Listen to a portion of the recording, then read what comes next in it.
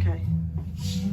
Alright, so I had some friends ask me to do another video, so we're gonna have beef tenderloin for dinner. So we bought a piece of filet. It's the head piece. I'm gonna show you guys how to trim it real quick. So we got a couple different knives here you can use. So I got a regular boning knife, right? You don't need anything big for this, or a 4-inch paring knife. So when you go to trim it, start by just using your hands, right? Find the seams, right? You don't want to pull all that off, but you want to find the seams. Trim as much as you can with your hands.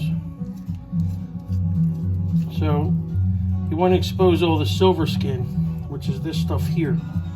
So a lot of times in the stores, you'll buy steaks and you'll see that, you know, they'll cut a steak and you'll see that. Cut that stuff off. It's not very pleasant to eat. It'll make a nice piece of meat really tough. So, but anyway, there's two sides to these things. So turn it over. And some of this stuff you can pull off with your hands.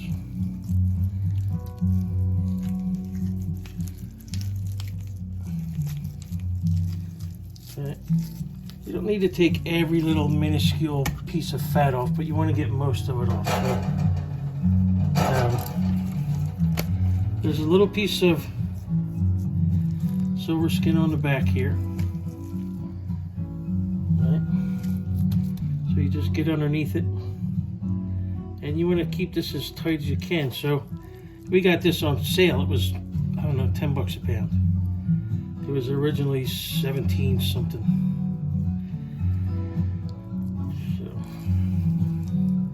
So you just want to get under it and pull up. Right, you don't want any big, deep, jagged cuts. So that's the back side of it. Like I said, you don't need to take every little piece of fat off. You want some of the fat on there to cook with it. Right?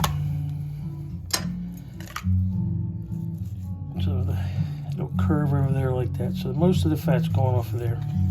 This is the main task here.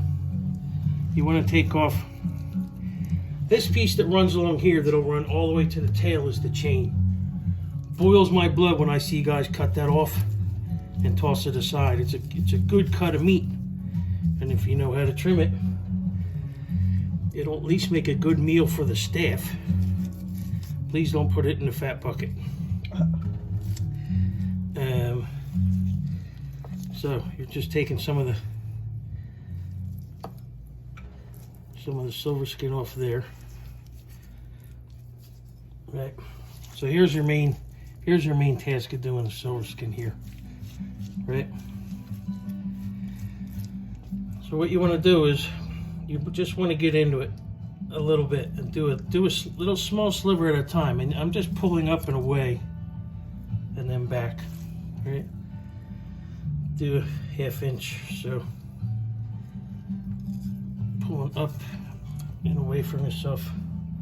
You can do a backhand if you want, but you can see it this way better.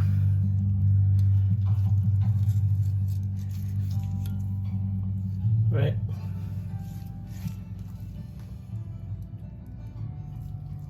So back in the day, we would trim about 40 of these a week.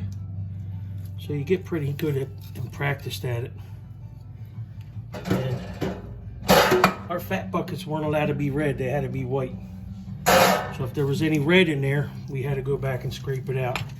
So there's a piece of fat in here. Right. It's a little bit of a wedge. See, like I said, a lot of this you can do with your hand. And just cut in there.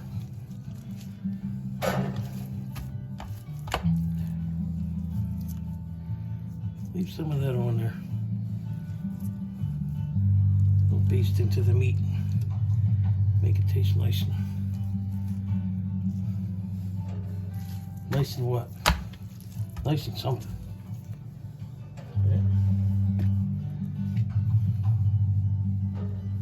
So we got a couple more pieces here.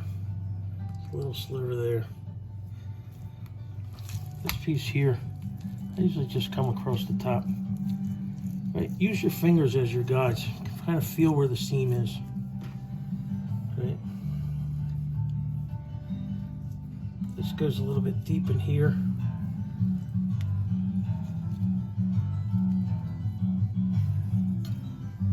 Right. A little bit on the head. So you can make Chateaubriand for 2. You want to square that off. Use this for stew. Well, it's not really a stew meat, but you can make like a nice stroganoff. Do people eat beef stroganoff anymore? Right, there's a tendon that runs along here too. Now this is part of the stuff that's in the chain. Right.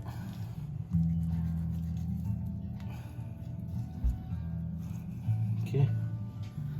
So there's a knuckle of fat there too. So usually it'll go, this might be 1/3 of the fillet, the beef tenderloin. So it'll be another piece here and then a tail. So this is just the head of it. So there's a couple ways you can cook this. And I'm a big fan of, you don't need to do a lot of wacky things with this meat because it's great and it's tender and it's, I just use olive oil, salt and pepper. So I'll put some olive oil on it, salt and pepper, and I'll sear this whole, do it on all 4 sides. And then I'll slow roast it. I'll do it till it's rare and then let it sit. And it'll continue to cook, but it'll become tender. So you don't want to go too crazy with this. If you want to cut steaks, olive oil, salt and pepper, sear it. If you like well done and somebody else is eating rare and you're both eating at the same time, cut different size steaks. So I'll show you. We can do one. Somebody likes a well done steak, cut it like that, butterfly it. Season it both sides, same thing, and then if somebody else wants another steak like that. So we're gonna do a couple small steaks today, and then I'm gonna cook a piece whole.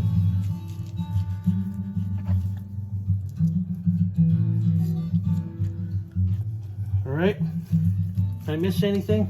Nope. I don't think so. All right. So that's it. So this is our fat bucket. It's pretty white, right? There's not too much red in there. And then we're gonna season these up. We're gonna cook a couple on the grill, and then I'm gonna season that up and sear it and finish it, slow roast it in the oven. That's it. Yum. All right.